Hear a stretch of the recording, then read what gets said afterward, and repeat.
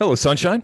I'm ALEXI LALAS, and welcome to the State of the Union podcast, where we look at the beautiful game on and off the field through the lens of red, white, and blue-colored glasses. This week, we'll be talking MLS is back, NWSL is back, CONCACAF Champions League, UEFA Champions League, Pulisic, Dike, Weston, Mossy, VAR, the fallacy of form, the Serpent, Ronaldo, Carly, Lloyd, Soccer America, and so much more. But first, joining me, as always, my friend, my colleague, my guiding light, David Mosse, a soccer savant and a Fox soccer researcher and writer extraordinaire.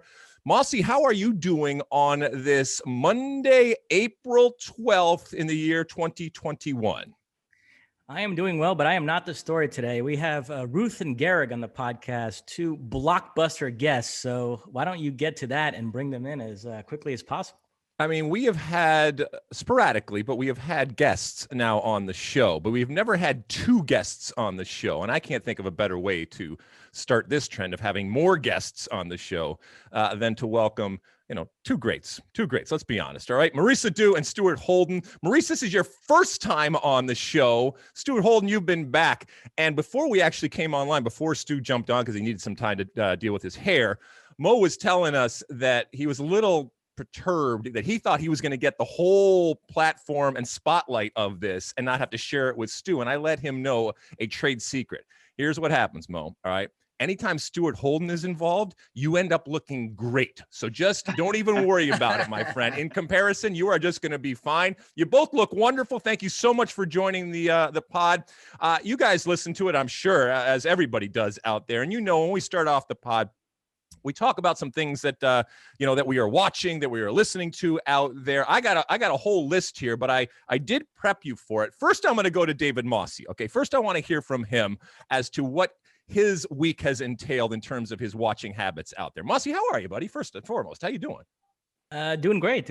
Not a lot on the television front for me this past week. I did finish season 3 of Drive to Survive, which is that Formula One behind the scenes documentary. I know our producer, Jeff Hernandez, is a big fan as well. I love it. I would venture to say I like it better than any of these soccer club behind the scenes documentaries that have come out the last few years. I know there've been some great ones, Sunderland, Leeds United, but I'm such a big soccer fan and I'm not as big a Formula One fan. So I feel like the Formula One show had a higher degree of difficulty to rope me in. And it absolutely did. I'm enthralled with every episode. The storytelling is great. Our boss, Zach Kenworthy, I know loves it as well. So I would highly recommend this, Alexi, if you haven't gotten around to it. Interesting. I haven't gotten into it. I know I've glossed over it and clicked over it as we do. And I said, I'm not really into that type of stuff. But you're saying that you don't even have to care about racing to be drawn in terms of the theater and the drama that's going on, right? Absolutely. Yeah. Okay. I will check it out on your recommendation. Mo, what about you? What do you got for us? Let's see. I've watched that documentary. I think it's called Seaspiracy, where it's like I watched that too. And what'd you think? All the controversy about fishing and whatnot? Yeah. And so I'm always, I'll let you go first but I'm always very skeptical of certain documentaries like that, which are, have a certain narrative. And of course, they're out to prove that narrative. So after the fact, I like to then dig into the interwebs and go deep in Reddit. You're that guy. Because you're only seeing one side of the story there, Mo. You got to see, you got to see the full picture.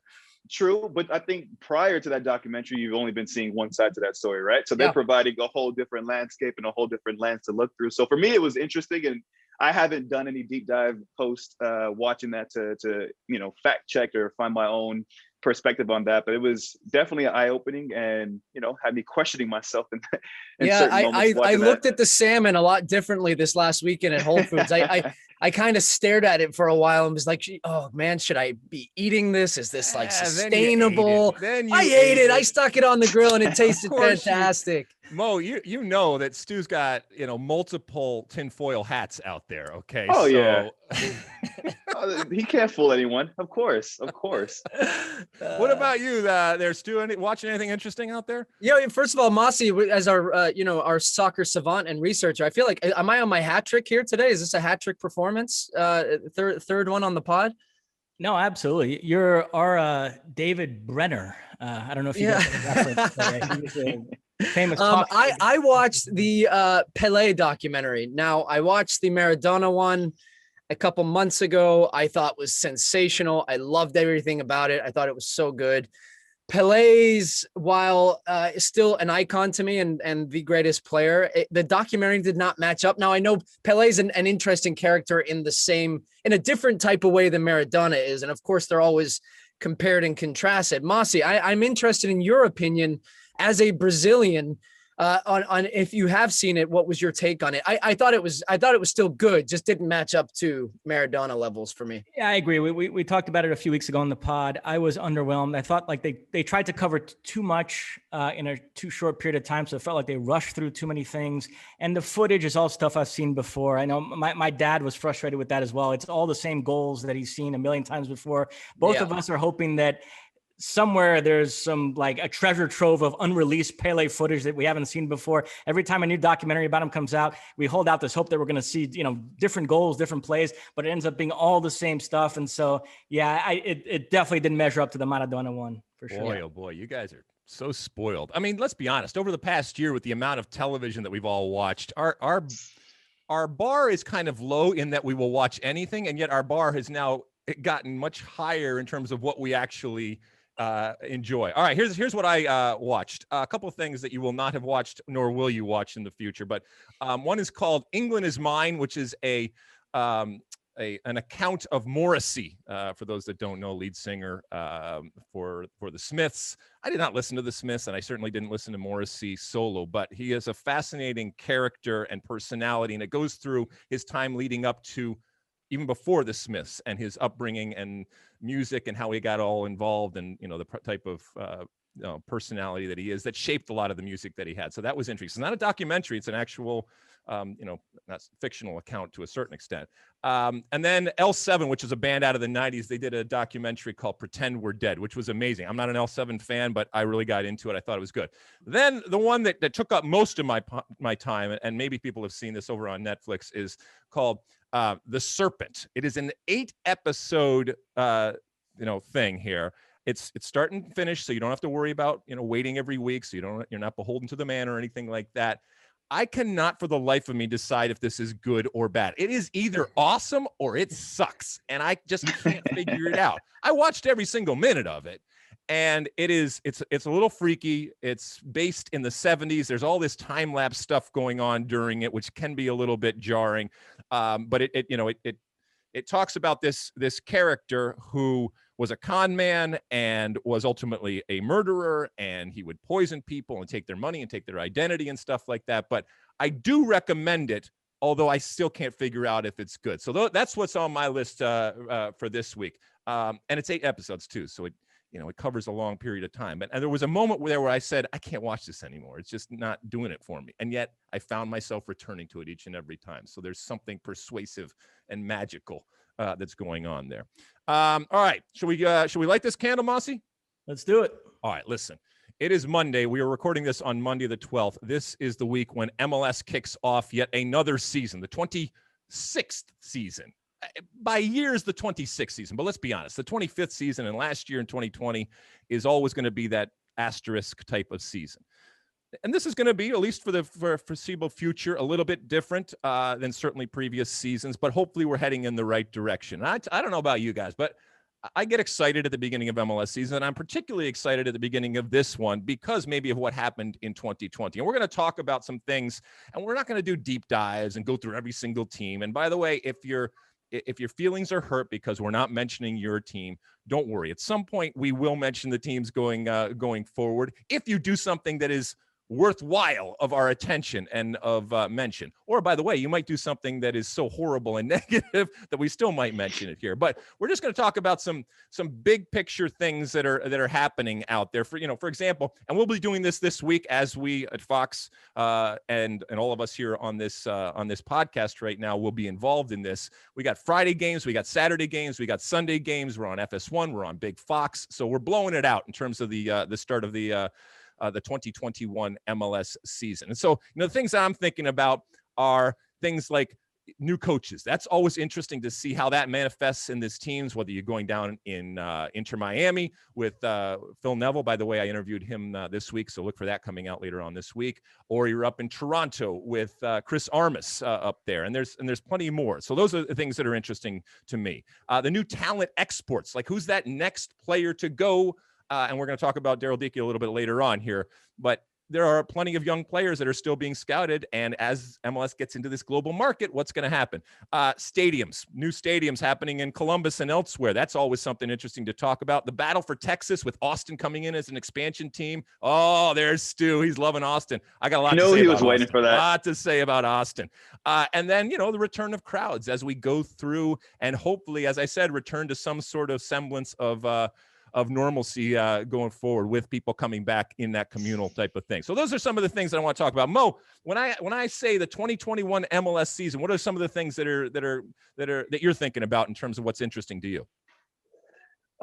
Man, all the things you just said there, I think definitely having Austin coming into the league and their first game against LAFC, I think is going to be an exciting one. LAFC, when they came into the league as an expansion team, they took it by storm, right? They seemed to have ticked every single box. They had star power. They had quality on the pitch. They had a top level manager. The ownership group was incredible. The fan base.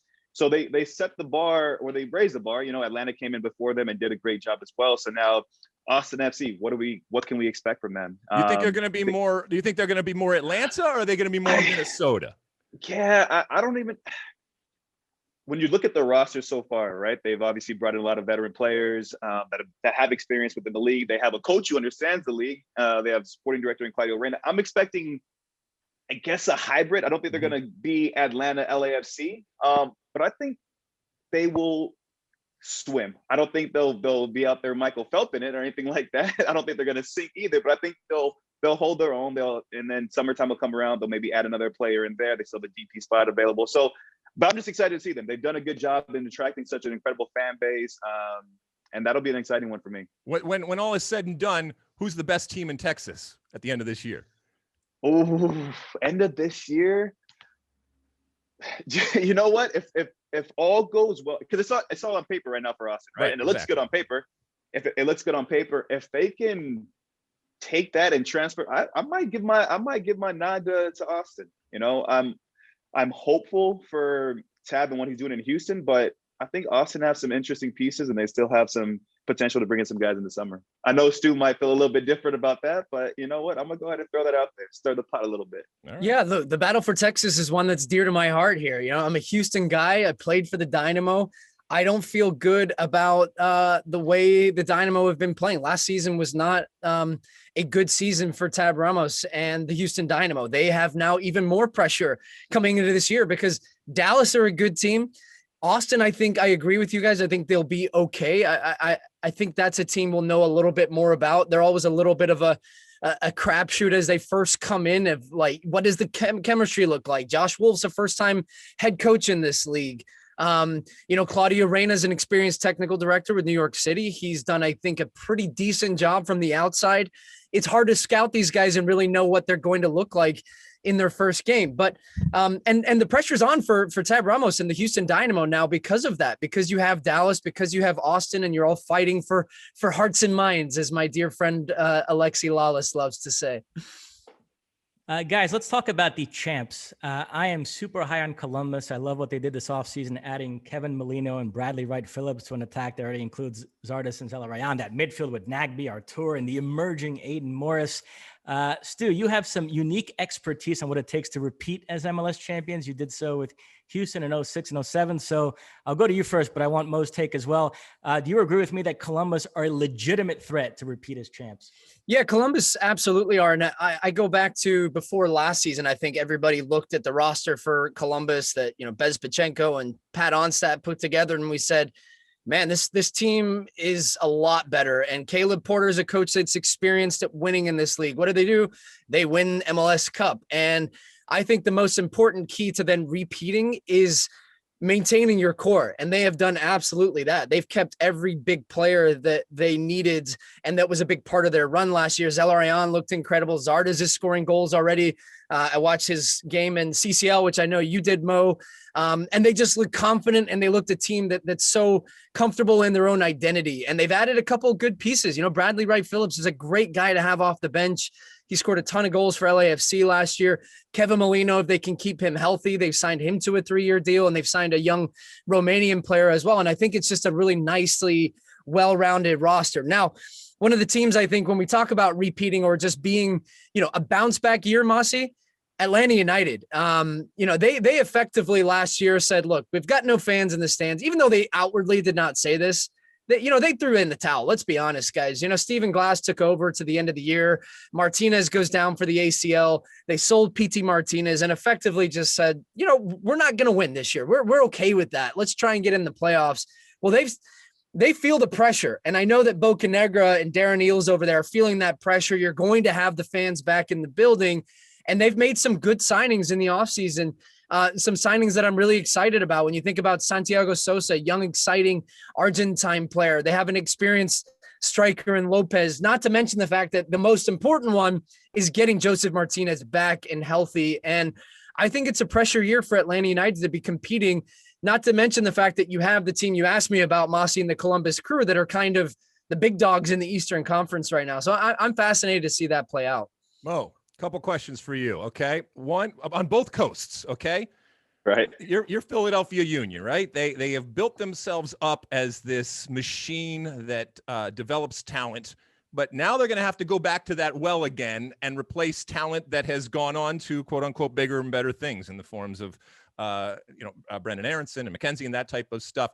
Do they have the ability to live up to the lofty heights of 2020 where they won the Supporters Shield? And then on the other side, a team that was horrible last year in the form of the Los Angeles Galaxy. I talked to Chicharito this past week. You can check that out too on our State of the Union feed there.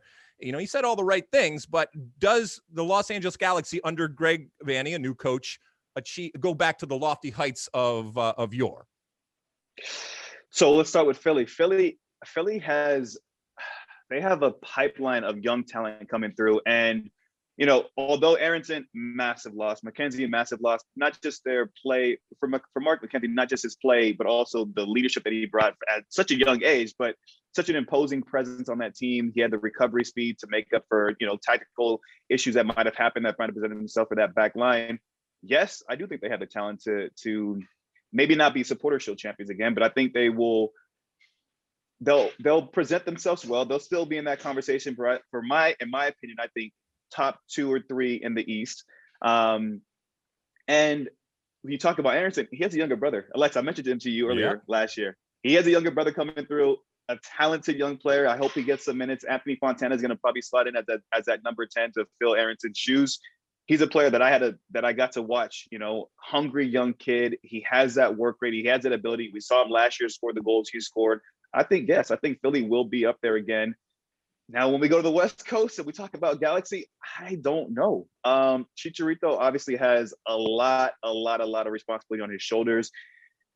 Christian Pavone was, I think, the guy that really could win a game on his own. He showed that he was a game changer for them, and now it's up in the air whether or not it's probably looking more likely like he's not going to come back again for them this season. So that just puts even more spotlight on Chicharito. And to be honest with you, I'm not sure they have the pieces. They've added a couple of interesting pieces to that team, but again, I just don't know if they have enough to actually turn heads, especially competing now with the likes of LAFC and what they've done to really steal the spotlight in LA. Greg Vanney coming in, I have confidence in him as a manager. He's brought in Vasquez that he had success with in Toronto. That'll be an intriguing piece for them. But overall, do I think that they're going to make a big impact this season? I'm not so convinced.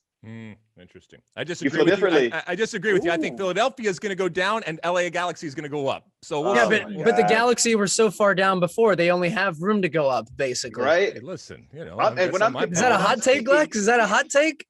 It's not. And when I'm speaking of Galaxy, I'm talking about Galaxy that if you talk to the outside world and when you hear the word Galaxy, they have a certain image in their head. Will they get back to those heights? No, not this season. I don't think so. Got it.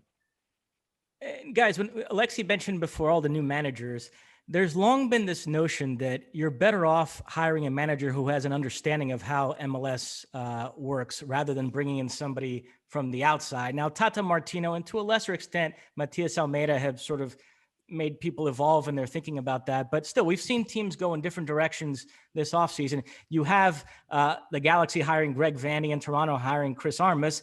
while teams like Inter Miami and Atlanta brought in outsiders to the league, Phil Neville, Gabriel Heinze.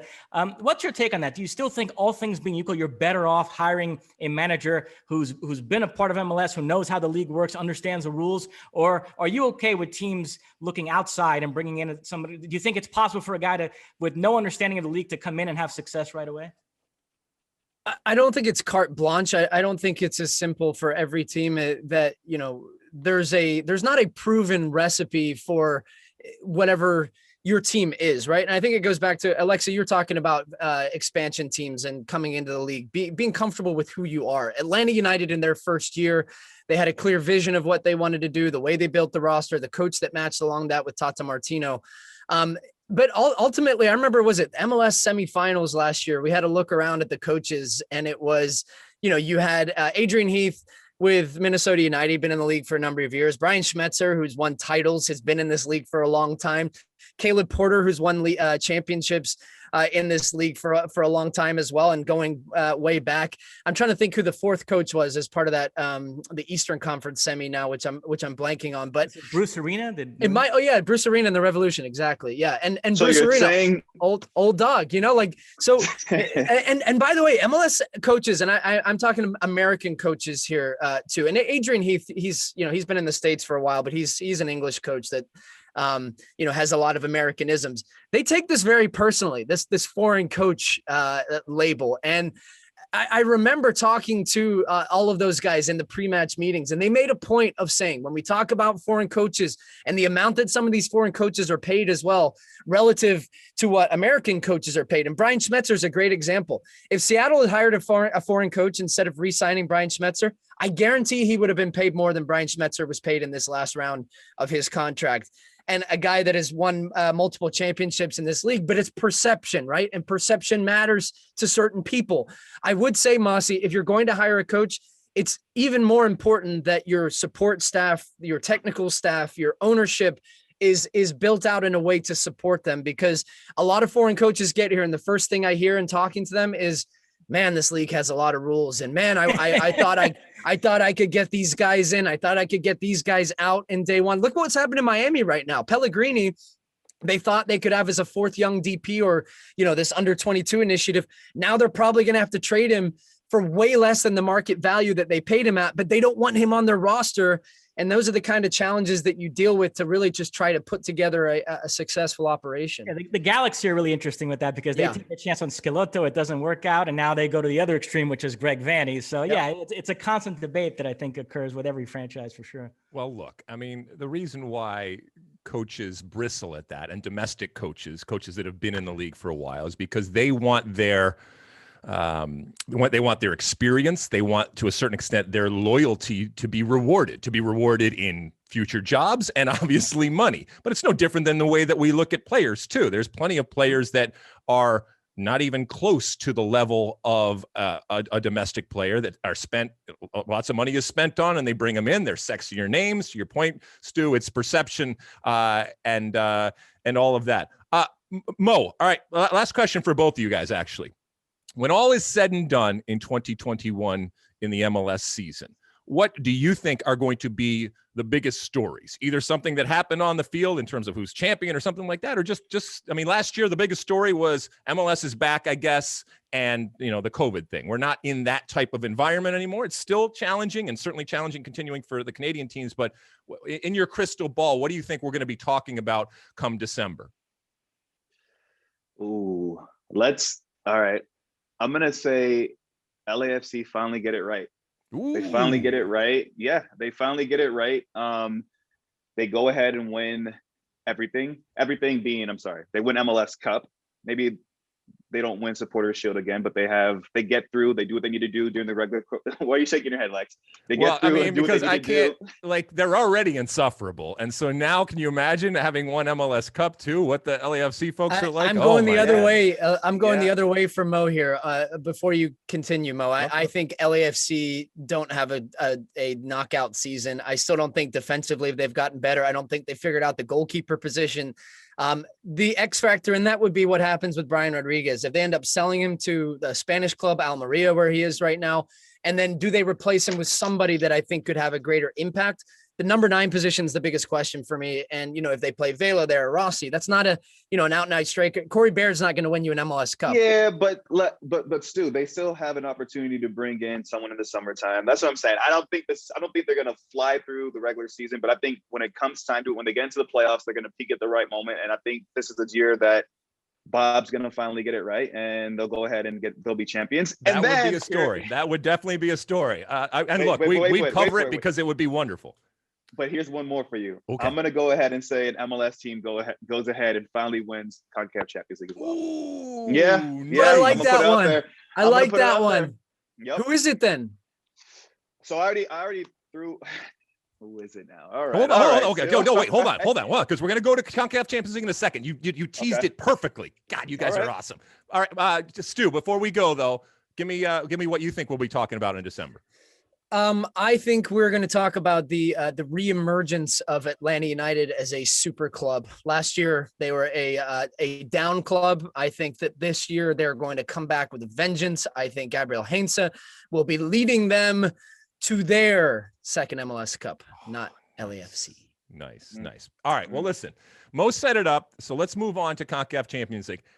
I got to say that last week was probably the most successful and glorious week for MLS clubs. And I'm still counting Toronto FC as an MLS club, even though they're representing Canada. But in totality, in terms of the results and the way those results came about, that's got to be a hell of a week. Now, does it mean that an MLS team, to Mo's point, is going to win CONCACAF Champions League? We don't know, but who knows? Maybe 2021 is the year that not only do the stars align, but we conceivably could have 2 MLS teams in the final. Dare I dream of something like that?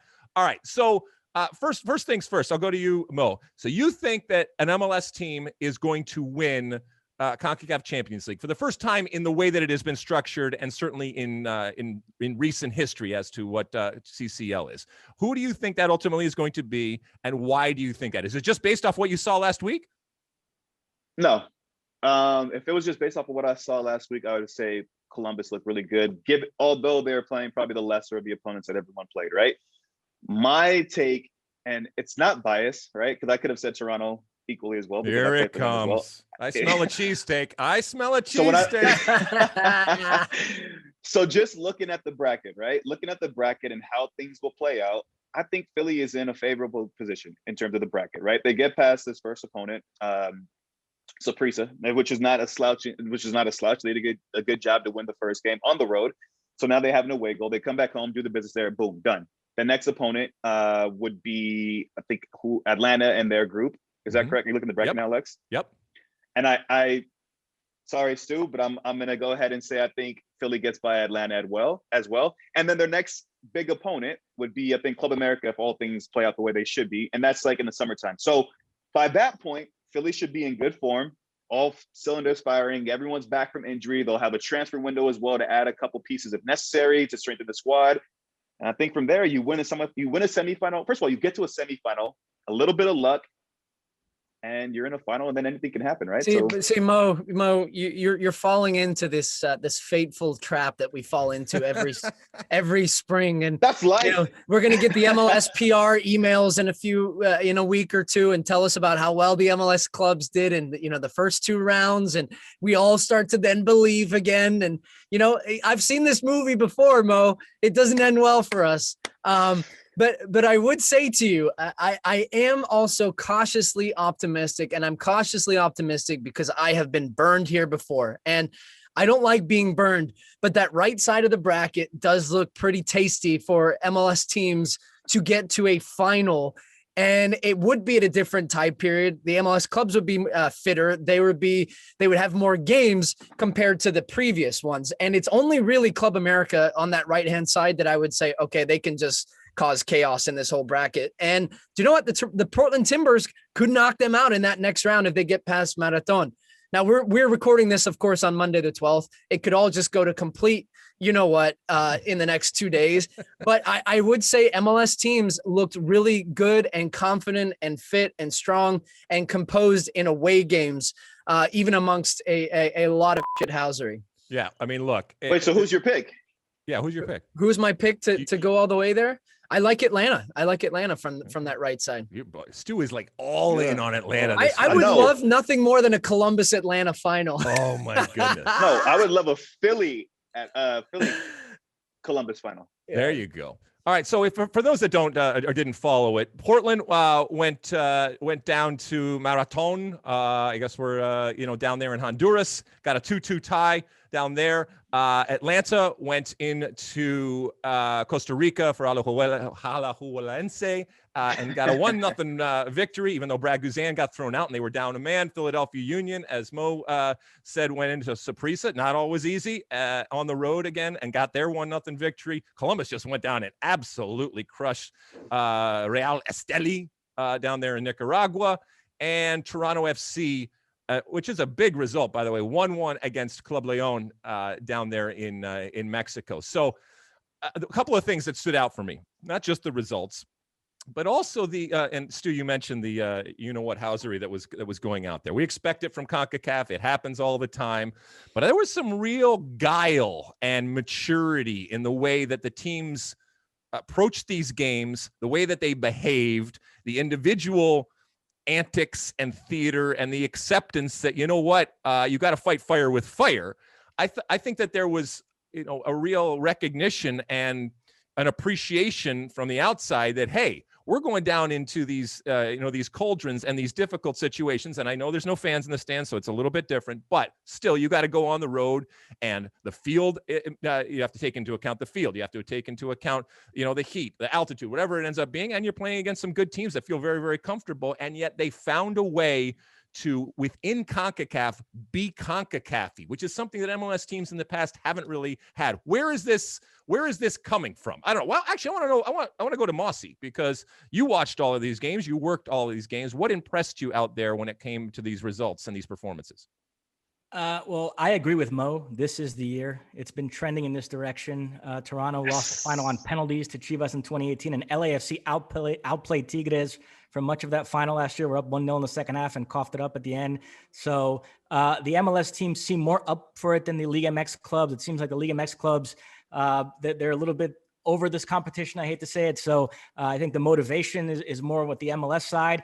And as Mo mentioned, I think if the MLS teams can get through the quarterfinals in good shape, then the pendulum swings their way in terms of form, because then when the semifinals and final roll around, they're going to be more in the flow of their season than the Liga MX clubs. We're going to have three, I think, massive MLS Liga MX tilts in the next round here, with Portland America, Toronto, if they can get past Leon, would face Cruz Azul presumably, and then Columbus, Monterrey. And so it's going to be key for the MLS teams to get through this quarterfinal round. If they do okay there, then I think that sets them up in really good shape. Yeah, I was impressed with all of them. I thought, considering they're in preseason form, they all played very well. So yeah, I'm with Mo. I was going to say, you asked why this year. I think I like the characters that are in the stories this year. And you look at the different teams, and you talk about being able to match CONCACAF with CONCACAF. Like, look at the Portland Timbers, for example, when you think of guys like, Valeri, Chara, there's no guys I would want more in these types of games than those types of guys, right? Columbus Crew, El Rayon.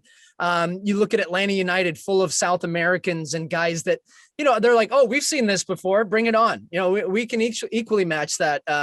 The word I used previously, housery. And then even, something like the Philly Union, something so simple as that tackle that, made its way around the world the other day, from, the one on Wagner. Yeah. Glesnes comes sprinting across and decks a dude. Jose Martinez is in there as well. Like, you're seeing guys that just kind of, I think, get it and are up for it. And even in the Toronto game, I think that you did, Alexi, I saw a Toronto team at the end that were managing the game well. And Leon was frustrated. And yes, they had opportunities, but Toronto almost played into that more, and they got them to bite. And that's some things I don't think we've necessarily seen as much, not as much of a naivety when it comes to big moments like that, and understanding that's a big part of these games. All right. Do any of you three feel, and we'll put a bow on this, but any of you feel that any of these MLS teams, Portland, Atlanta, Philadelphia, Columbus, or Toronto, is not getting through to the next round? Toronto's the closest, I think, there. I think the other ones are through. I think Toronto. Well, that's not an answer. Do you think they're getting through or not? No, they don't. They lose. Toronto doesn't get through, according to Stu. Okay. What about you, Mo? Anybody? I think everybody gets through. I agree with you, Lex. I think everyone gets through. I think Toronto, I agree with Stu that it's going to be a difficult match. That's the one kind of up in the air, but I think they get through. Mossy? I think all the MLS teams get through. Okay. All right.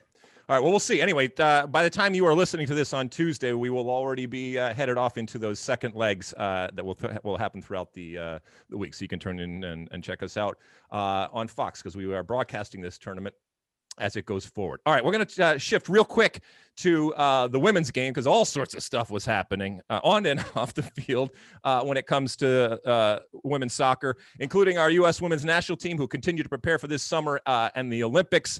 And Vlatko Andonovski, the head coach, continues to try to figure out what this ultimate 18 is going to be for the Olympics. No one's crying for him. And we all know Tata Martino calls it champagne problems, right? No one's crying for him, but there's a lot of good talent out there. So they go over to Sweden, and look, the U.S. women's national team does this every single time before a big tournament, right? They go into Europe and they get punched on the nose by somebody. They didn't lose, but it was 1-1, and they were outplayed by Sweden in Sweden. Is this cause for crisis? Is this a referendum on the U.S. women's national team and women's soccer? No, it was just one of those games. But it did highlight the fact that if they are not on their game, there are certain teams, a very small portion, but there are certain teams out there that if they come up against them, and by the way, they could come up against Sweden in the Olympics, that they can walk out of there without the usual results, which is winning by multiple goals, not letting in goals, and none of that ultimately happened against Sweden.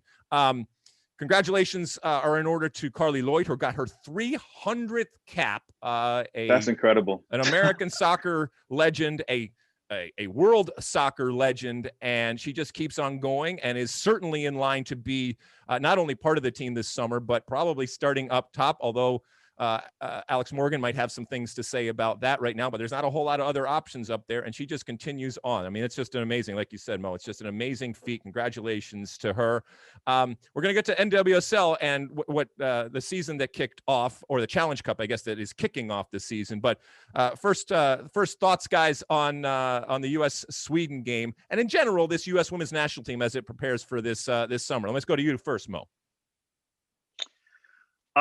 Look, this women's team, as you said, Lex, this is just a minor hiccup. I don't look at this as any glaring glitch in this team. This is a team that's, what I would actually say is this is actually maybe a good sign of what's happening with women's soccer globally, right? Mm-hmm. That teams are continually to get better. There's more and more talent being pumped out there. There's more investment into the women's game across the globe. And for the U.S., as you said, they have champagne problems, right? They have a plethora of top talent that already have experience playing in World Cups, playing in Olympics, winning World Cups and winning Olympics, and then they have young players coming through the pipeline now.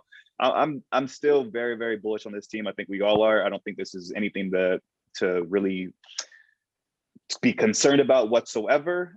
It's just another step in the process for them as they get prepared for the Olympics. And this team is, I think they're still trending in the right direction. And I'm still in awe that Carly Lloyd has 300 caps. Can I just borrow a quarter of those, maybe a tenth of those to add to mine? But yeah, I'm still excited about this team. I also look at some of the interesting things, like the Mewis sisters having a chance to play together.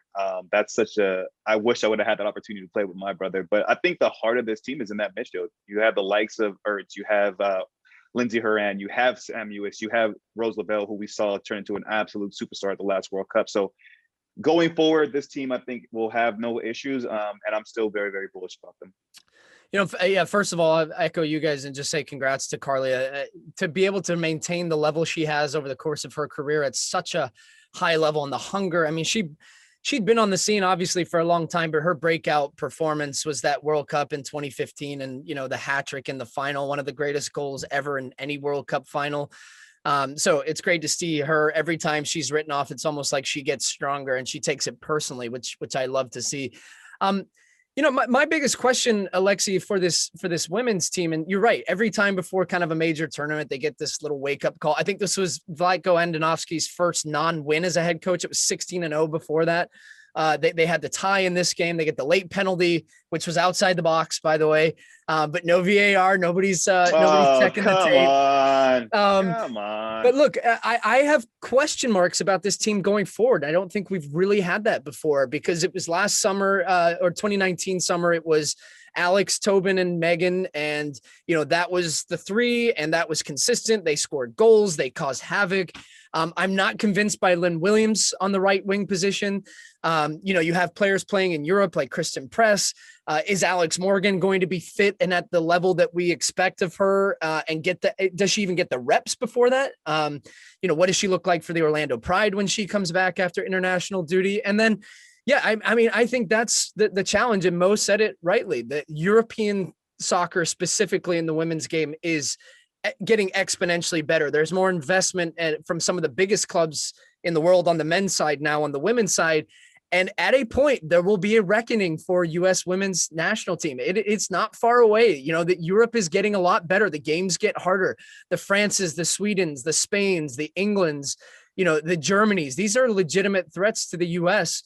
And how do they, maintain that dominance? And it's going to be really fascinating to see them at the Olympics this coming summer, because I don't think it's as straightforward to just assume that the U.S. women are going to win every tournament now. Yeah, I mean, they got to keep up. I don't think it's because they've based their entire image on the fact that they win, and they win relative to the men's team, the U.S. men's team, and they consistently win. If they don't have that, that's a problem, in terms of the brand and the image and the way that we look at it. And from a competitive side right now, to both of your points, yeah, the world is changing, but we can certainly keep up. I mean, we still put incredible resources, and much more resources than anybody else out there. We have incredible depth of talent going forward, but that doesn't win it alone. And, sometimes you do need a kick in the ass and a reminder that just because you're champions, just because you're world champions, just because everyone tells you how good you are, just because of how good you actually are, doesn't mean that when you step on the field, you're going to be gifted those types of results. Mo, you had something to say. I'm sorry I interrupted you.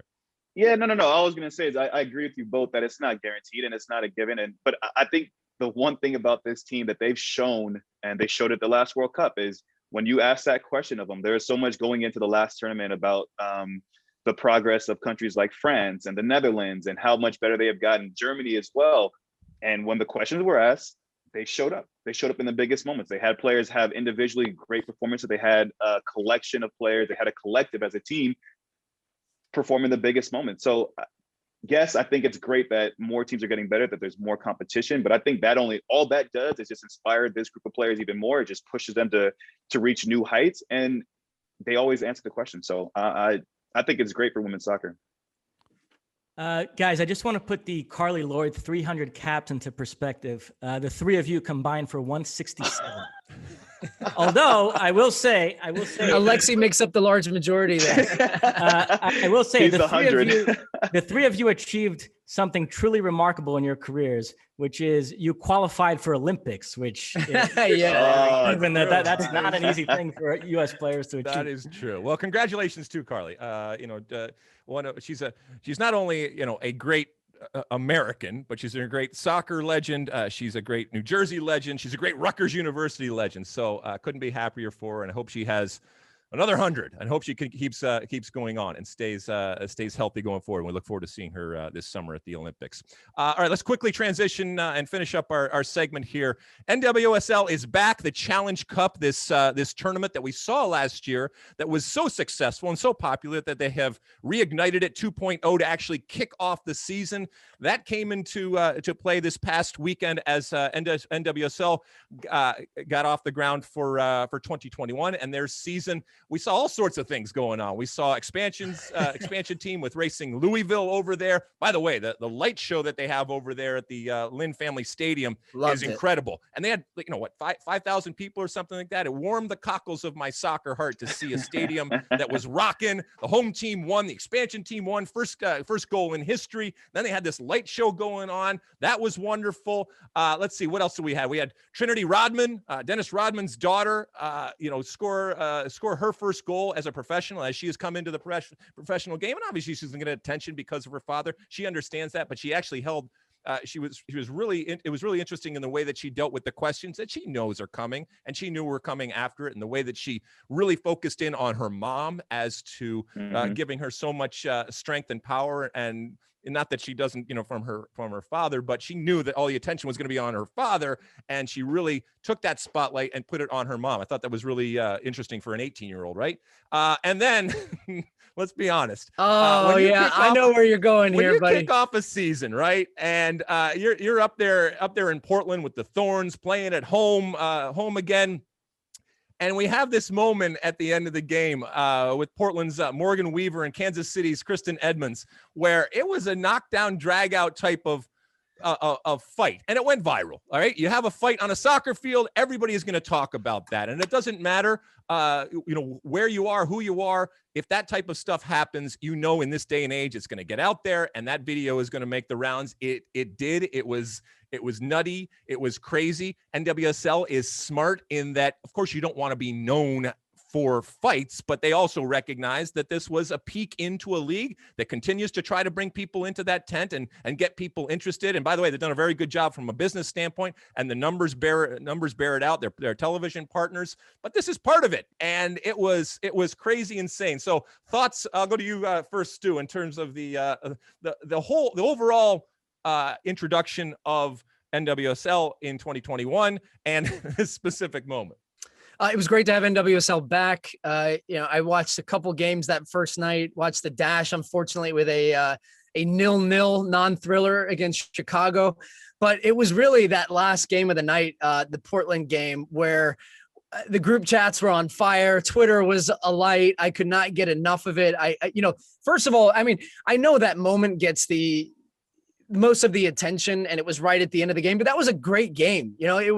It was back and forth under the lights up there in Providence Park in Portland. And, they had some fans in the stands, and it just kind of felt like soccer's back, and it gave us a moment to talk about, but also took away from some of the other, the good storylines out there. I'm interested. I haven't seen Lex if Weaver's red card is rescinded. It should be rescinded because she did nothing other than take a body slam to the ground and, kind of get up in the face. And actually the underrated part of all of that, she pointed at the scoreboard and said, check the scoreboard, where they were winning 2-1, which I love. I love it. There are no saints out there. There are no saints out there. They're only sinners. Okay. Come on. But the usual suspects, I think, will be challenging for this cup. North Carolina Courage looked again really good again. I think the Dash will be in the mix, and then also Portland. Those are my three kind of leaders to bring this thing home. But it was great to have that back, and it was nice. As just made me each weekend I come in front of the TV in the evening time. In the morning I watch all the European stuff, but I'm like, I need some soccer. NWSL is back. MLS comes back this weekend. American soccer is making its return, baby. Mo, take us home, my friend. Yeah, no, I echo Stu's sentiments that it's just great to have the league starting back up again. And when you talk about the expansion and new teams coming in, and there's still new teams on the horizon, Angel City, we all live in California, so we're excited about them coming into the league. The fight was crazy, right?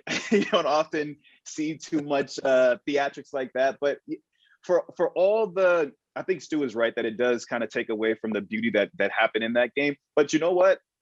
What I will say is, hopefully that was maybe the catalyst that gets even more eyeballs tuning in, right? If that's what draws you in initially and gets you to tune in to watch more NWSL games, I'm okay with it, because in that you're not going to see many fights like that, but what you will see is some high level and the high quality soccer. So it's just great. May I present to you that fight was the same as the tackle from Philadelphia, Saprissa, that actually got people talking about CCL. We had regular American media members talking about a fight in CCL.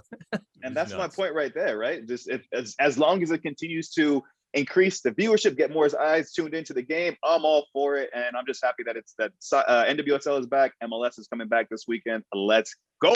There you go. If it bleeds, it leads. All right, listen, you guys, thank you so much for coming on the show. You can see these guys on a continual basis on all the different properties that we have over there at Fox, and even, this week with MLS and CCL. Both Mo and Stu do a great job. Thank you guys for coming on the State of the Union. Put that away. Really enjoyed. Put that away. Look at Dale Dynamo. Look at this guy. Dale Dynamo. For people that can't see, Stu's got all sorts. I mean, he's like. Hey, whoever sends me free stuff, I've got my Atlanta jersey, Minnesota, and Seattle up here. So free gear makes it on free the show. Stuff, and it will appear in his backdrop. Thank you, guys. I appreciate it. Thank you. All right, we're going to take a real quick break. When we come back, we're going to take a really quick trip around Europe. Welcome back. Again, thanks to Stu and Mo for joining us for that MLS look and NWSL look and U.S. Women's National Team. It's always fun to have them. All right, Mossy, we're going to go around Europe and check out some things that were going on because there's lots of other stuff to talk about. What do you want to start? Well, let's start in Spain, where Real Madrid prevailed in the Clasico 2-1 in frigid conditions in Madrid. Did you see how cold Messi was in the second half of that game? Oh, poor little Messi. It was so cold. Oh, come on.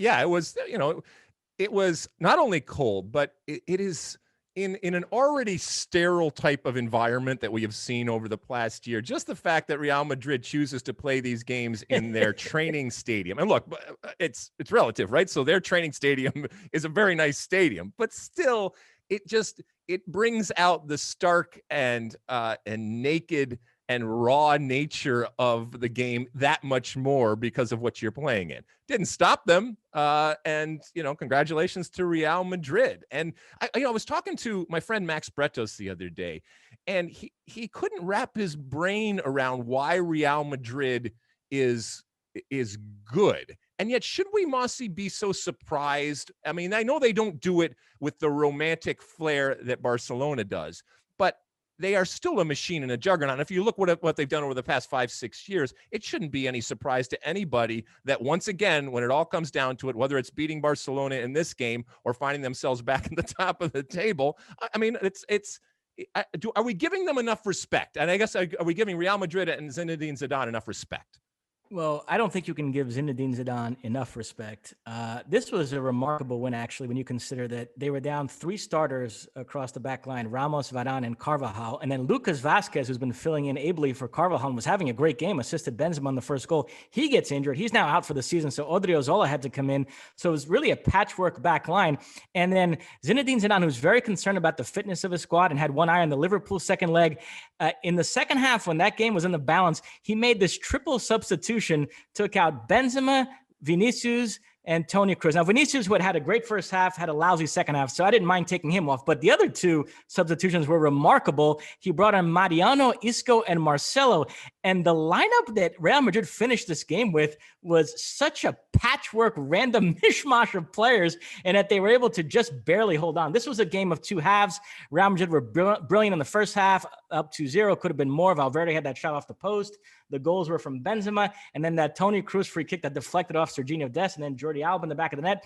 But the second half was all Barcelona. They pulled one back and then had that penalty shout, which I didn't think was a penalty, but I know Barcelona were furious about that non-call, and then hit the crossbar in the last kick of the game. So you could argue that Barcelona played well enough in the second half that they deserved a draw from that on balance of play, but still a big-time result for Real Madrid. Messi, I love Messi, and I know this is a very hot takey type of thing to say, but boy, no goals and no assists in the last 7 Clásicos. He really hasn't come up big in these games recently, and he had some really good free kick opportunities in the second half of this game and just didn't connect well with the ball, smacked him off the wall, or the last one went straight into Courtois' hands. So disappointing from him, and so Real Madrid ended up taking it 2-1. So what I get out of that, Mossy, is that you are basically calling Messi a choker when it comes to playing against Real Madrid. Oh my God, that is a hot take. That is an incredibly hot take. So how does this all finish up now? I mean, now with the musical chairs type of situation. So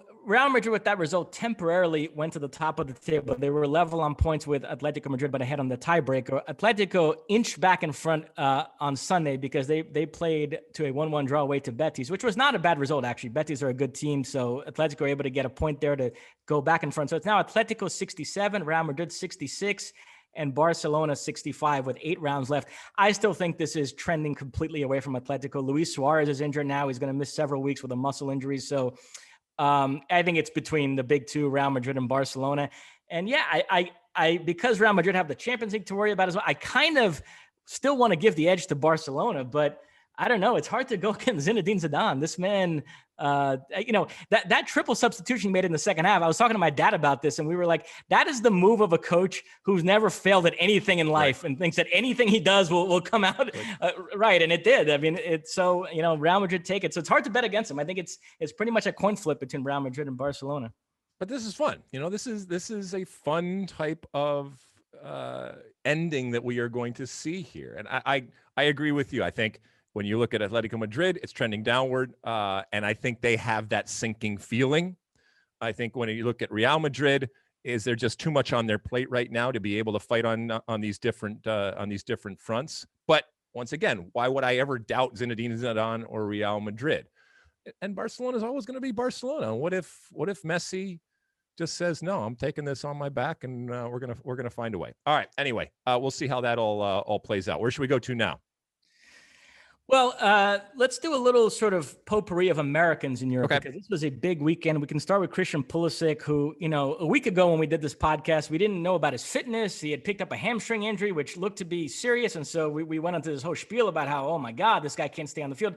Well, the injury ended up being nothing, and he played in the Champions League game against Porto and then played again at the weekend and was phenomenal, scored 2 goals in a 4-1 win over Crystal Palace. So Pulisic now is flying. And yeah, I mean, listen, when he plays, he's always good. So the issue for me is just his health. And so it looks like he's healthy right now and feeling confident again. So that's more great news for Chelsea, who are already doing very well under Thomas Tuchel. Yeah, I mean, evidently it was preemptive. There was this precog type of situation. If you've ever, seen the movie Minority Report or read the book about the ability to see into the future when people, that this was, when he came on the field and had that problem, it was, if I play, it's going to break. And so let's not play. And then you took a step back and he was able to play. Look, I don't care how he gets on the field as long as he's on the field. And when he's on the field, he does great things. Does this mean that Christian Pulisic is back?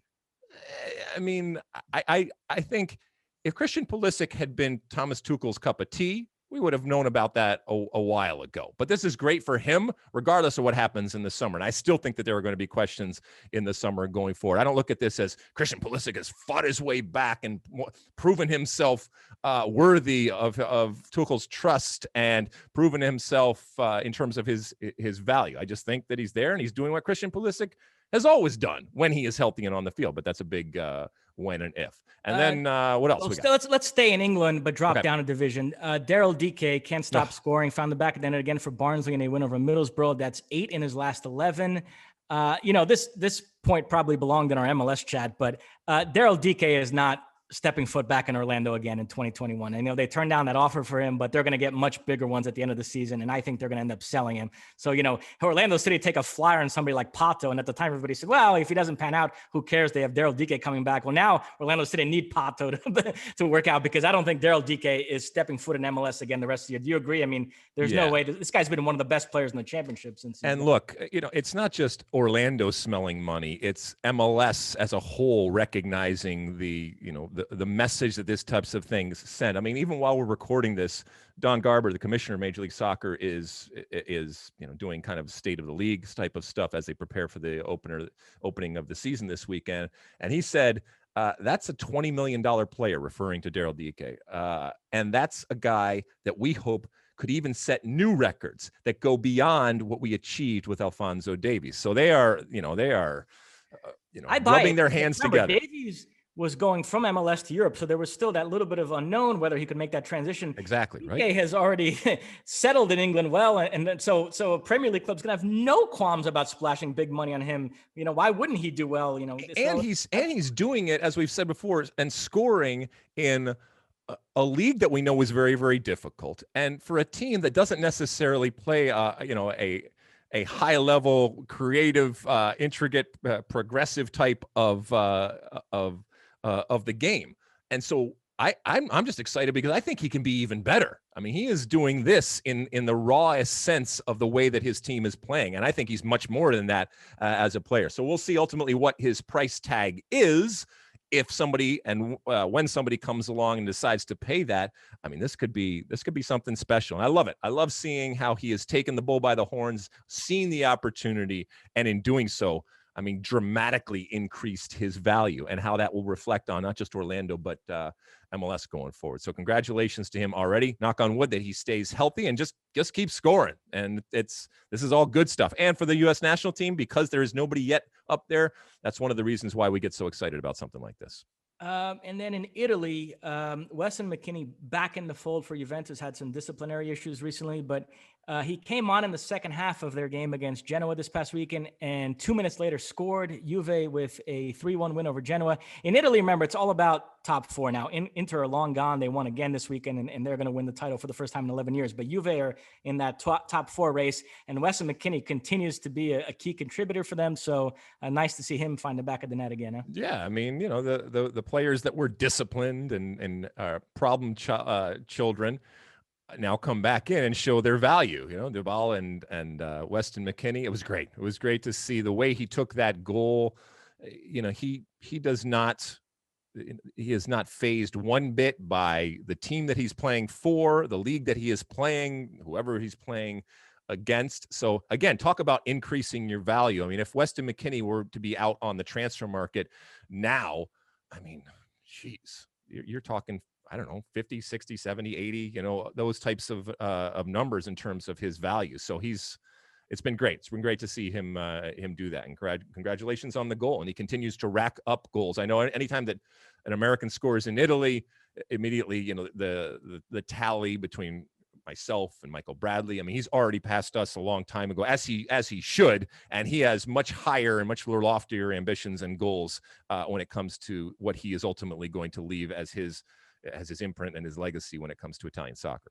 In fairness, he plays for Juventus. You play for Padova. So I know, I get it, and I was a defender, but it's okay. It's wonderful. I celebrate this as much as anybody, and I love it. I mean, take it and go as far as you possibly can. And then lastly, on the American front, we hop over to Germany, where Gio Reyna, who's really faded the last few months with Dortmund, but this was encouraging. He gets a start this past weekend against Stuttgart and has his best game in a while, including an assist to Jude Bellingham. Dortmund with a big 3-2 win. So, Gio Reyna getting back in the mix here for Dortmund. That was nice to see. Huh? It is. I think it's important to see too, because he burst on that scene, and I think rightfully so. We were all impressed and started to think about him much more in terms of 2022. And I do think that he will be part of the conversation 2022, and certainly in 2026. But if your growth at some point is stunted because we extrapolate it out, right, and it's still on paper based on what you are doing right now, and if you have injuries or you just don't mature in the same way, or you get a new coach comes in, or any number of things can happen. So to see him on the field and to see him being productive once again, it just kind of starts up that train that either slowed or maybe even came to a stop at different points. What else? The problem for Dortmund is Frankfurt won as well, so they didn't make up any ground in the top four race. The lead at the top did shrink, by the way. Bayern drew and Leipzig won, so it's down to 5, but I still think Bayern are okay there. And then very quickly in France, Lille and PSG both won, so the gap is still 3 there in Lille's favor. But Alexi, we saved the absolute best for last, which is England. Another weekend of VAR madness. I know you can't get enough of this, seeing the tweets from Gary Lineker and people like that just losing their mind. So we had 2 incidents that really caught people's attention here. First was in the Liverpool-Aston Villa match. Roberto Firmino had a goal wiped away late in the first half for one of those millimetric offsides that when you saw it in the replay, you thought, oh, this is okay. This is going to hold up. He's not offsides at all. And then lo and behold, they draw the lines, and apparently he was. And everybody flipped out about that. This is ruining the game. The game's gone. The VAR, what a disgrace.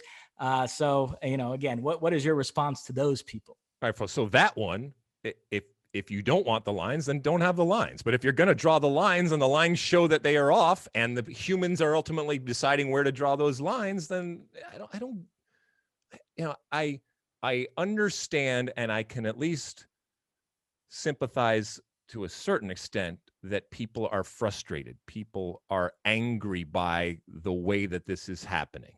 But you also have to separate out, are you angry at the laws, or are you angry at VAR actually holding you accountable for those laws? And if you don't like, because like I said, the lines that were on the field right then fine, do away with the lines if that's what you want to do. But once again, the collective angst and consternation and anger that is just now on a continual and consistent basis that comes over there from England. There are smart people over there. There are men and women over there off the field that have orchestrated and constructed and created the most successful league in the world and arguably the most successful league in history. And yet they can't seem to get this right. And everybody else can. I'm not saying there's not controversy at times elsewhere, but the rest of the world has implemented VAR in a way where you're not having this constant debate as to how it is, quote unquote, ruining the game. Well, maybe it's something that you are doing. So fix it yourself. But if you just say, we need just to get rid of it and go, well, then you become, and I mentioned this on Twitter, then you become kind of the soccer version of one of those medieval reconstructions that people have and recreations of an old medieval city, with a Starbucks in that it is an art of, you're providing an artificial version of something that you are romanticizing. And I don't think, as you said, the train's left the station. That's not going to happen. And I know there was another incident too. The second incident was in the Tottenham-Manchester United game. Edinson Cavani scored a goal in the first half. In the build-up to the goal, Scott McTominay, he had the ball and Heung-min Son grabbed him by the jersey. And so to kind of shove Heung-min Son away, he kind of flailed his arms and caught Heung-min Son slightly in the face. And Heung-min Son went down like he had been shot. And they reviewed it and they determined that was a foul on McTominay. So they wiped away the goal. Everybody thought that was incredibly nitpicky on VAR's part and just a normal sort of contact, I guess. Did you have a big issue with that call? Did you think that was a ridiculous move to wipe away that goal? No, because of the laws of the game. Okay. Number one, I didn't have an issue. Number two, the people, yelling at Son for embellishing or crying. All right. Again, you can't be a little pregnant. And not everybody that speeds gets pulled over. Doesn't mean that they aren't breaking the law. So this tit for tat, oh yeah, but why wasn't this called? Why wasn't this called? Yeah, welcome. If you're going to do something that is against the laws of the game and you get caught, once again, you can't just say, yeah, but this guy over here did the same thing and he or she wasn't caught for that type of thing. And that it happened on a beautiful goal, I think only, I think makes it that much more painful for people that you want that goal to stand. But you want that goal to stand because it's pretty. And in doing so, you want to completely throw away the fact that it was done by violating the laws of the game. I don't understand that. The whole point of VAR was to get the calls right and to see stuff that we can't see in real time with the humans that are involved. And yet when that actually happens, we have a whole segment of folks out there that are screaming and yelling and beside themselves at the fact that what we wanted to have done is actually being done. Oh, I will say though, after the game, Solskjaer, in criticizing Son for making a meal of it, tries to do it in kind of a cheeky way and say something about, well, if he was my son and he did that, I wouldn't feed him. And then for Jose Mourinho to pretend like that comment was to be interpreted literally and then go on this indignant rant in his post-game press conference about how could a father not feed his kids? And I thought that was such a lame deflectionary tactic on his part. Did you agree that that's all he was doing there, trying to deflect away from his team's performance? He couldn't possibly have taken Solskjaer literally there. Solskjaer saying that a father shouldn't feed their kid. I mean, yeah, but what have you led with? You've led with his comments. You haven't led with the fact that, hey, Jose, your team lost again, okay? By the way, those two had a fascinating exchange in the lead up to this game. I want to get your take on this. So the context here is Solskjaer, as we know, replaced Mourinho on the United bench in December of 2018. He hasn't won a trophy since then. Mm-hmm. Jose Mourinho did win trophies at United. He won 3 if you count the Community Shield, but really 2, the League Cup and the Europa League. And we know Mourinho has now replaced Mauricio Pochettino, who we all think did a good job at Tottenham, but didn't win a trophy, finished second in the Premier League, got to a Champions League final. And Tottenham have a final coming up against Manchester City at Wembley, the League Cup in 2 weeks. And so the way Mourinho is looking at it is, if I can figure out a way to beat City in that game, which is possible. City looking a little wobbly lately. Tottenham did beat him early in the season. Mourinho's style can sometimes be an interesting foil to Pep's style, where they let him have the ball, defend deep, absorb pressure, try to hit him on the counter. And so Mourinho's thinking, I'm 90 minutes away here from winning a trophy. And if that happens, I can make a plausible case that, hey, I won trophies at United. My successor hasn't. And I just won a trophy at Tottenham. My predecessor didn't. So I've done better than both those guys in that sort of inevitable compare and contrast. Well, Solskjaer was asked a question in the press conference last week about how important is it for you to win a trophy this season. United, they're second in the Premier League, but they're too far from City. Their realistic shot is the Europa League, where they have a foot and a half in the semifinals. But Solskjaer kind of swatted it away and said, nah, it's not that important. This whole trophy thing, it's more to feed the egos of managers. Well, that was brought to Mourinho, who interpreted that as a little dig at him and said, no, absolutely, trophies matter. And he said Solskjaer should go ask his boss, Sir Alex Ferguson, how much trophies matter, because Sir Alex Ferguson cared about winning everything. So it was an interesting little exchange there that revealed sort of where Mourinho's head's at right now, because he does feel like the way he can turn this whole narrative around is by just getting his hands on a trophy, any trophy, even if it's the League Cup. Are you kind of on the Mourinho side of that ultimately the measuring stick is trophies? Or do you think if Tottenham finish outside the top four and all they have to show for the season is a League Cup, it's a bit of a stretch for him to act like that was some big success? Where do you come down on that? Trophies. I mean, yes, if you can have both the trophies and the romance and the progress and the beautiful game and the recognition for not only winning but how you win, that's all fine and well. But we were just talking about Real Madrid earlier. I mean, they just win. They win. Barcelona has built on we win, but we are winning in a specific way, and to a lot of people, it's a beautiful way. All right, Real Madrid has said no. I think ultimately I get exactly what Mourinho is doing, and he is ultra sensitive right now because of the precarious position that he is in. And there's some real questions as to when this season is over, if he is the right person to continue on. And ultimately, if he has that moment where they are holding up a trophy, I think it does put him in a better situation to justifiably say, yes, ultimately we can scream and yell and do all that different stuff, but this is a man who is going to get us to each and every year at some point have that moment, that money shot of us holding up a trophy, which is important. And the top four race in England is absolutely fascinating. I know City lost to Leeds this past weekend, which was Pep versus Bielsa. So it was like a hipster's wet dream, that game. And Leeds win. But I still think that there's no title race. City are too far gone. But top four, West Ham are not going away. Jesse Lingard has suddenly turned into the best player in the world. And so they're fourth right now. Leicester have been pulled back into that scrum. And you've got Chelsea, Liverpool, and Tottenham all lurking just outside the top four. So that is going to be just an unbelievable race down the stretch. Very exciting. I can't wait. You're absolutely right. What else, Mossy? And then let's end with the Champions League quarterfinal second legs.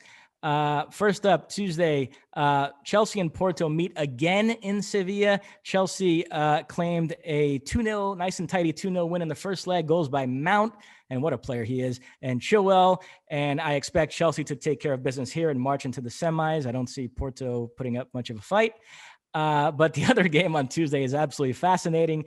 PSG will host Bayern Munich. And although PSG have a 3-2 first leg advantage, everybody I see is picking Bayern to go through, because anybody who watched the first leg saw that Bayern completely dominated the game. They pounded PSG's net the entire time. Navas stood on his head. PSG held on for dear life. And then they just hit him with some timely counterattacks against the run of play. So everybody who watched that game still came away feeling like Bayern are clearly the better team. And if it's that same game again this time around, the bounces aren't going to all go PSG's way. And this tie, by the way, has turned into very much a war of attrition. It's amazing how many injury issues both sides have. And you get into this inevitable debate over who has it worse. And because people hate PSG, they're highlighting a lot more the Bayern injuries, which are significant. I mean, you have Lewandowski out, Gnabry out. Both Sula and Goretzka limped off in that first leg. They're probably out. But PSG have some big absences as well. Verratti and Paredes missed the first leg. Florenzi did as well. Marquinhos, who might be the best center back in the world right now, he came off in the first half of that first leg. He's out for the second leg. We'll see if some of those other players I mentioned, well, Paredes was suspended for the first leg, so he's definitely available, but we'll see about Verratti and Florenzi. Nevertheless, we've talked about how this pandemic season, it's really kind of a war of attrition. And this has been really emblematic with this tie. Both these teams just having so many players in and out. Yeah, I think Real Madrid has no problem going through. I think Manchester City has no problem going through, and I think Chelsea has no problem going through. The big game is going to be the Bayern Munich PSG game. And you're right, there are a lot of people that are picking Bayern Munich, and you're looking at one right now.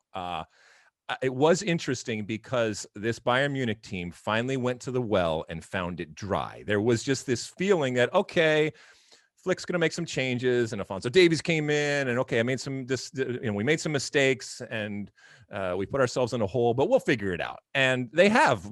Most often they have. And yet in this moment, they came up against a team that I think individually has the type of talent to make them pay much more so than anybody else that they face, especially when they lay themselves bare with the way that they play, the spaces that they give, the one-on-one type of situations. So, I mean, that is a problem for them, but I can't find anybody.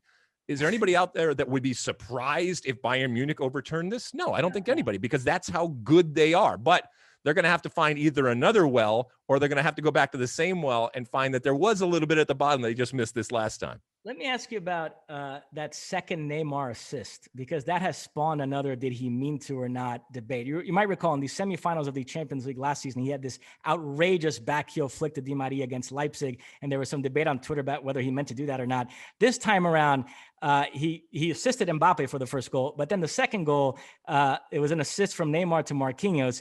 And there are some like Bastian Schweinsteiger who said, that's one of the best assists I've ever seen in my life, because they think Neymar dribbling backwards actually looked over and spotted Marquinhos making that run. And then with his weaker foot, the left foot, played a beautiful curling pass to Marquinhos. There are others that say, no, he was just sort of lofting that pass in the direction of a bunch of PSG players, and it just sort of fortunately landed right at Marquinhos' feet. Where do you come down on that? Well, wait a second. So it's one thing if it's a shank that ends up being a pass, right? You're actually trying to shoot it and it ends up being a pass. In that case, you don't intend to do that. If you are just kind of putting it in the direction of your teammates, you still should get credit for being able to do that. So I don't agree. I don't agree with those that say that he shouldn't get credit for actually doing it. It reminds me, whenever Jeff Hernandez, our producer, releases a rundown for this podcast, and I see like some brilliant segue, I'm always left to wonder, did he think about that, or did he just throw a bunch of topics on the page and just it luckily worked out? And knowing Jeff Hernandez as I do, I'm always inclined to think it was just luck. But nevertheless, those are the two Tuesday games. So yeah, you mentioned Wednesday, just to whip through those quickly. Manchester City have left themselves quite a bit of work to do here. They get a 2-1 home win over Dortmund in the first leg. Needed a late Phil Foden goal.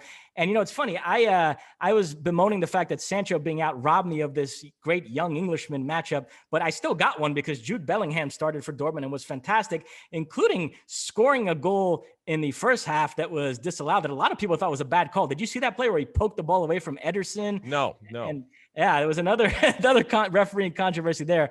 But nevertheless, City eke out a 2-1 win. They've been looking a little wobbly lately, and now they have to go to Dortmund to try to protect that result. I still think they go through. They're the better team, but it's not going to be easy. Erling Haaland is due, by the way. He's having, by his standards, a little bit of a slump here. 6 straight games for club and country without a goal. So if he were ever to have a big breakout performance, then all of a sudden City could be in some trouble here. No, they're not going to be in any trouble. They're going to be fine. Don't you worry. And then lastly, I know, you think Real Madrid, no problem. I know they played great in that first leg against Liverpool. Vinicius had a real breakout performance with 2 goals. They take it 3-1. Now they go back to an empty Anfield, which is not the same proposition as if that place was rocking. And Liverpool, we know, have not been good at home this season. But man, those Real Madrid injuries at the back give me some pause. I know Militao and Nacho have played great the last couple of games, but still, you're putting basically a backup back line against that Liverpool attack, which is always dangerous with Salah and Jota and Mane. Again, I think Real Madrid, the blatant disrespect for Zinedine Zidane in this Real Madrid, Madrid team. I would lean Real Madrid, but I'm not that sure. You're like bullish on it, right? Like 100%. Yeah, I'm bullish. I'm bullish on all 3 of those, and I'm still going to go with Bayern Munich finding a way to overturn it. So that would leave us with 3 English teams and Bayern Munich, if it goes that way. No, Real Madrid. I'm sorry. What the hell am I saying? Yeah. Real Madrid, Bayern Munich, and then 2 English teams, Chelsea and Manchester City. And Chelsea finds itself, hey, look where we are. That's great, which is great for them, great for Christian Pulisic, and great for Tuchel and Chelsea. All right, anything else, Mossy? That is it. All right, we're going to take a real quick break. We'll come right back with Ask Alexi. Don't go anywhere. All right, we're back. It's time for Ask Alexi. You send us in your questions out there, and we hope that you use that hashtag. You don't have to, though, and we pick a few here, and we've actually thrown in a little twist that we are going to have with our third question. So stay tuned. What do people want to know this week, Mossy? First up, Fernando Partridge wants to know thoughts on the Rochester Rhinos. Yeah, so this was, as we start to think about the history of our game here in the United States. And there is a long storied history. Some of it is told, some of it is untold. When I was coming up, the Rochester Rhinos and Rochester as a soccer mecca was beyond debate. This was a place that had a long history of professional soccer, that had a history where the market was above ground. It was a relevant sport. It was a relevant team with the Rhinos there. They were successful in Open Cup play and in league play. And this was at a time before Major League Soccer. And so when you started to think about smaller markets, and in this case, very small markets relative to others, this would have been kind of a prime example for expansion or for a team. And yet it never really came to fruition in that they peaked too early. And as Major League Soccer came about in 1996, obviously they're going to look at bigger markets, and it just never got the recognition or that final step that I think if you had seen what it was at one time, you would have said, oh yeah, in the future, that's certainly a place that's going to happen. And, it's kind of like, a once great city that just the rest of the world passed. And it's a little bit sad because of how important it was and how much it meant to soccer out there. I don't think that it can ever grab that back. I think the game has moved on from your Rochesters, and that's a pity because it was at the forefront. And when we talk about places and communities and markets being relevant, it was a place you wanted to go play because the crowd and the fan base there was educated. They created an incredible environment there, and players wanted to be there. And it's no more, and it's a pity. Who knows? Maybe they can be great once again. But that's what I think about when I think of the Rochester Rhinos: is a once great city, a once great team that the rest of the world has passed them by. What else, Mossy?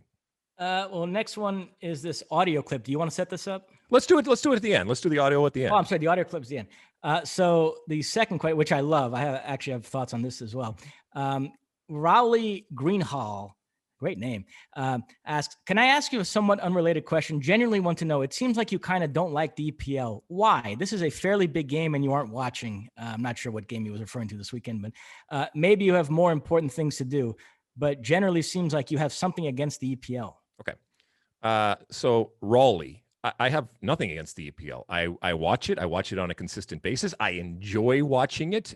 It provides me incredible amounts of excitement and entertainment and content. Let's be honest. I don't watch every single game. So yes, there are other things in my life that are more important than actually watching every single soccer game out there. As much as I would like to be able to do that, I don't have the time nor the inclination to do something like that. And whether it's personal stuff, family, other things out there, I would hope that you would grant me the ability every once in a while to miss a game here or there. And this was based off a tweet where I asked people what had happened, because I woke up and my Twitter feed was going nuts with, once again, the VAR consternation out there. And so I was asking for Twitter, as I often do, to inform me. Certainly I could go and find out what it is, but I like to be informed by others. And I find that that's a good, quick way, and oftentimes the best way to actually get a grasp on what's going on, as opposed to searching through and parsing out between stuff that's going on, going out there. The EPL and England, obviously, it is a huge part of my history.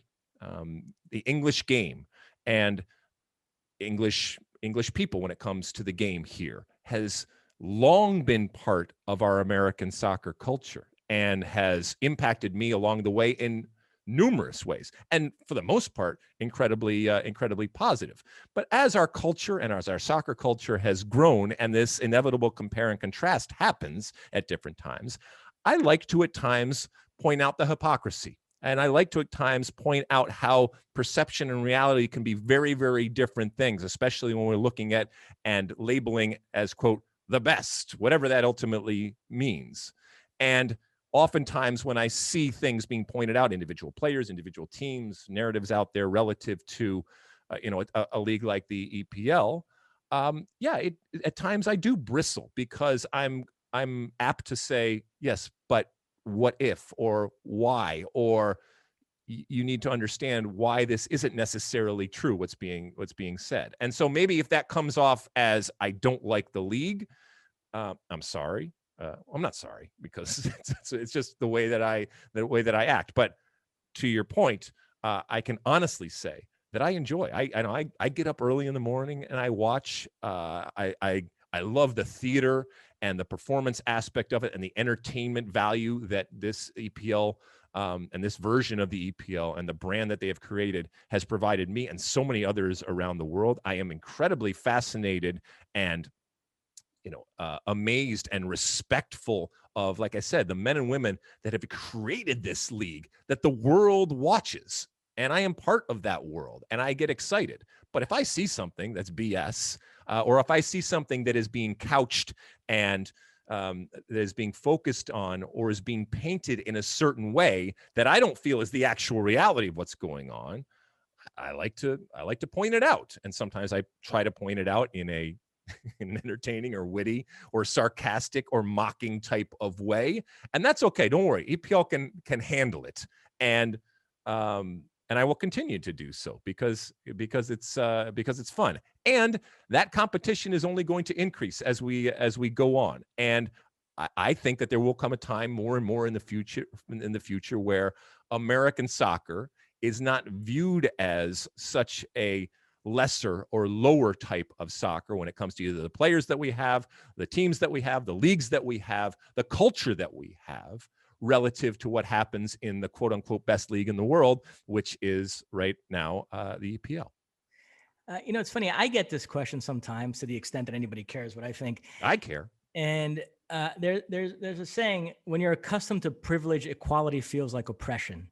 And it is funny how we live in such a Premier League country that if you give equal attention to other top European leagues, you're accused of being a Premier League hater. There's just this assumption that the natural state of being is to give more attention to the Premier League. And that frustrates me. It's this constant battle I fought with my producers back when I did the radio show on Sirius, and with Alex Dowd, and now with Jeff Hernandez, in putting together a rundown for a weekend review. It always seems like there's more Premier League games than there are from any other league. And they throw some Premier League games on there where they would never throw the equivalent of that game from any other league. Oh, Everton beat West Ham this weekend. We got to talk about that. Well, you would never throw, hey, Real Sociedad beat Villarreal. Let's talk about that. And also, I'm supposed to care about Premier League relegation races and who's going to go down. Is it Newcastle or Fulham? Well, nobody cares about the relegation races in these other leagues. And so that does frustrate me. And yeah, something you mentioned is, this whole eternal debate about which is the best league. I look at it as being cyclical. It's like conferences in college football and college basketball. It can change from year to year. And yet it does seem like Premier League fans think the Premier League can have this sort of best league in the world tag in perpetuity, and they don't actually have to back it up with any results. And there have been stretches in the last few years where other leagues clearly outperformed the Premier League in European competition. Spain had about a decade there where they were much better, and it seemed like every year you looked up and it was an all-Spanish Champions League final, or you had Sevilla or Atletico Madrid winning the Europa League, and yet you brought that up to Premier League fans that they didn't care. No, it's the best league. It's and until the results go their way in Europe, and then they're very quick to point to that as evidence that the Premier League is the best league. But when it doesn't, then they come out with another metric. Oh no, but it's more about competitiveness, and our 12th place team is better than their 12th place team. And so I admit that frustrates me. And so over the years, yeah, I've come off a little bit anti-EPL, but it's just because I like to give the other leagues equal shrift. Well, Raleigh, it's a good question. And you're probably sitting there listening going, well, you both may doth protest too much. And so maybe you have hit a nerve here when it comes to what we're talking about. But I do think that both of us enjoy and at times love the Premier League for what it is, but we can also point out what it isn't, and we can be, we can focus in and admire everything around the world, and in doing so, that doesn't mean that we don't like or have something against the Premier League. All right, we got one last question, and I mentioned last week that I want to try to do some things where we incorporate the actual voices of our listeners and our viewers out there. And so what I did was I asked a friend of mine, an avid listener to the State of the Union podcast, if he had a question that he could send to me in audio form. And so my good friend, Brad Williams, and he is, as I said, an avid listener and a watcher of this show. And he does his own podcast out there called Stuck in the 80s. And it's great. And I listen to it every single week. He and his co-host, Steve Spears, have this great podcast that focuses in on all 80s, whether it's music or film or fashion out there. But he's also a huge soccer fan. So you got Steve Spears, Spearsy, and Brad Williams, otherwise known as Brad in LA, on that podcast, and I recommend it highly. But anyway, he sent me a audio question in a kind of beta test phase of what possibly could happen going forward, where we set up something where you can actually send your question in an audio form, and then we put it in, as we are about to do here. So let's hear what Brad had to ask of the State of the Union here. Take it, Brad. Hey guys, long-time listener, first-time caller. Alexi, you've been known to say that form is fallacy. But on last week's pod, you and Mossy were both quick to point to preseason form as a problem for MLS clubs in the CCL. So here's what I want to #ask Alexi. Just how long does it take for preseason form to turn to fallacy? Thanks. All right, Brad. That is a really good question, and a couple things. One, I love that you listen to the pod. Two, I love that you have my greatest hits on file right there. So the form is fallacy hit, and I've said that many times. Listen, we saw it again this weekend when it came to the U.S. Women's national team playing against Sweden. We saw Rose Lavelle, who is not a starter and has had trouble actually getting on the field for Man City. And yet she comes in and she was the star of the game against Sweden. And so a lot of times that's what I'm talking about, in that just because a player is not playing well for their club team doesn't mean that when they get to the national team, they can't play well and even be the star. And by the way, the other side is true too. You can be starring for your national team and it just doesn't work when you starring for your club team, and it just doesn't work when you get to the national team. And so when it comes to preseason, form is fallacy. You're absolutely right in that there comes a point where you're no longer in preseason. And you're right that Mossy and I were kind of giving a pass at times to teams and to players because they were in this moment. I would say that you get a pass, I don't know, a couple weeks into the season, if you want a date, if you want a time limit where it's no longer legitimate for you to lay your deficiencies or your weaknesses or your failures on the fact that you are, quote unquote, still, coming into a season. So it's a good question, and I don't know if I ultimately answered it. Mossy, I know he mentioned you in this too. Do you have anything to say on the form is fallacy thing, in that when is that cutoff date for you where you no longer get to rely or make an excuse that you are in, quote unquote, preseason form? Well, first off, I think he's conflating two different things. When you say form is fallacy, it's usually in the context of whether a player's club form should dictate whether he gets picked for the national team or not. It's the notion that, well, just because a guy's doing well at club level, it's not necessarily going to translate to the international team. So an international manager has to take other factors into account. A lot of people think, it should be just based on club form and which guys are performing best at club level. So I think you mean form is fallacy in that respect. But yeah, this whole question is interesting because we talk every year about the calendar and how it hurts the U.S. national team in some competitions, like we just saw in the Olympic qualifiers, and also MLS teams early in CCL. And the start of the season is right around the corner. And the question is, when do we stop saying that? And, when this next round of CCL comes along and MLS teams will have played a game or two, is that then is that excuse over, or is 1 or 2 games not enough to get you back into normal shape? So yeah, I don't know. I mean, that's more a question for a former player, to be honest. I don't have any sense for that. When you haven't played an official match for a while, how many games did it take you to kind of feel like you get totally back into the swing of things? I actually think that there is some connection to what he's talking about, even though, yes, I usually use it in terms of the form of your club and the form of the national team. I actually think there is some connection in that. I think that players and coaches and probably media and probably everybody out there uses it kind of as a crutch. It's not as if you forget how to play. And certainly in this day and age, yes, there is some rust, and yes, the preseason helps. But for the most part, these guys are keeping in shape, and they are playing. And so when these MLS teams go into CONCACAF Champions League, albeit in preseason, and they have success,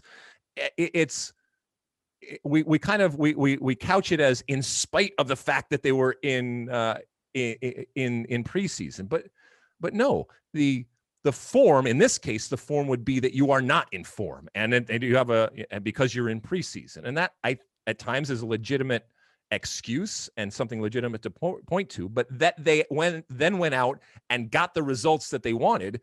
That's just, I think, another example of this label, or the way that we portray players or teams in that moment isn't necessarily the truth. And it doesn't mean that they can't actually function despite the fact that they haven't had a lot of lead up time, or they haven't been in preseason. And like I said, I think oftentimes it's used as a crutch. Not always, but I think we throw it out there and said, yes, but they were in preseason. Well, we just showed here that MLS teams can go and do some great things, even though they are in preseason. And what will end up being the narrative is that they did it in spite of being in preseason, as opposed to they're just good players and they're good teams. And ultimately they were better, and they would be better in the day that they played, and they will be better 6 months from now. And they would be better even if they played in the middle of their off season.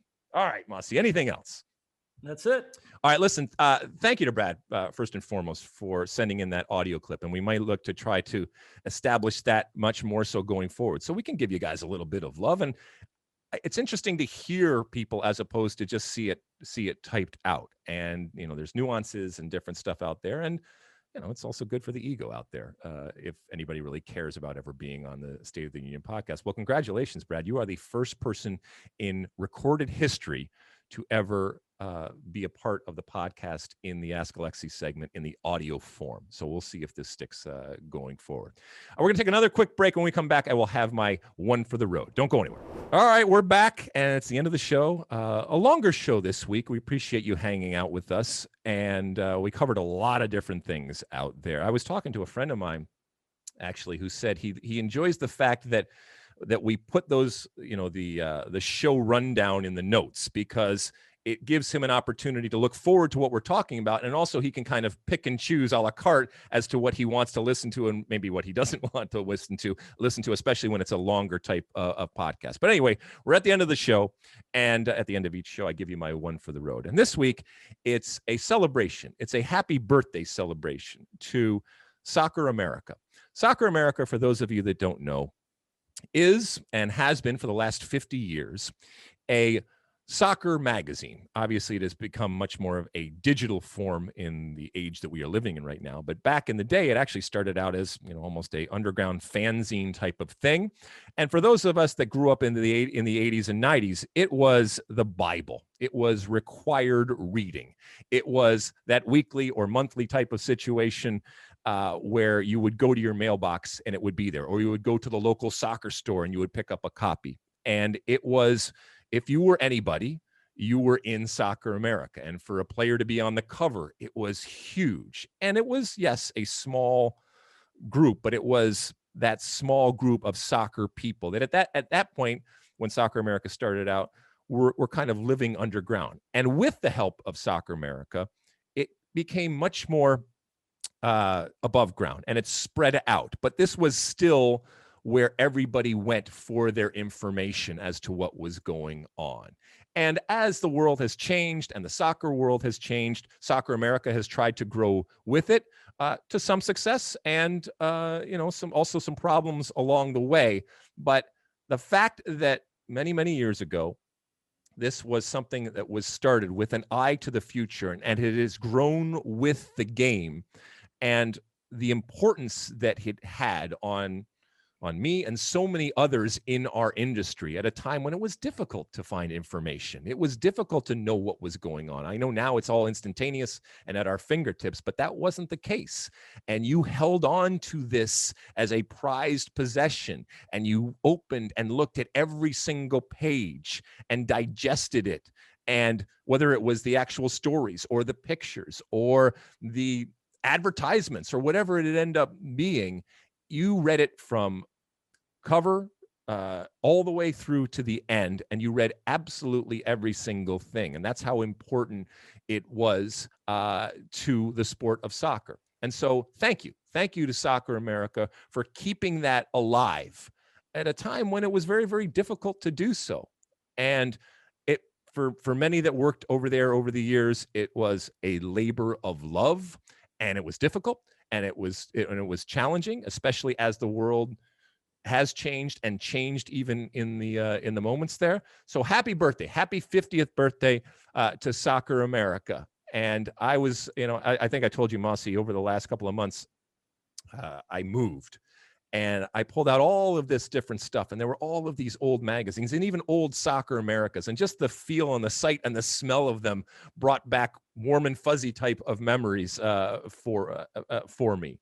And, I had the incredible privilege and pleasure of being part of those, whether it's stories or whether it's pictures over there, and to see that in that old type of form was just amazing. And it brought me back to a time when soccer was very, very different, but you need those champions, and Soccer America has always been a champion of American soccer, obviously, of the American soccer player, and of this this amazing culture that we have, that we have created and continues to grow. And they have documented it all along the way in a truly fascinating and wonderful way. So thank you. And as I said, happy birthday to Soccer America. Mossy, anything else before we go? That is it. All right. A longer show today, as I said. Thank you for staying with us throughout. Thanks to Stu and Mo for jumping on.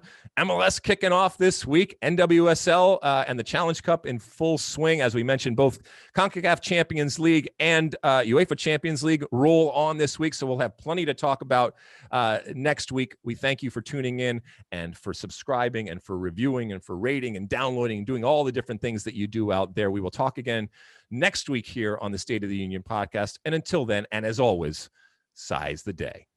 You like that clip? Well, my State of the Union podcast drops every week. Subscribe now on Apple Podcasts, Spotify, or wherever you get your podcasts.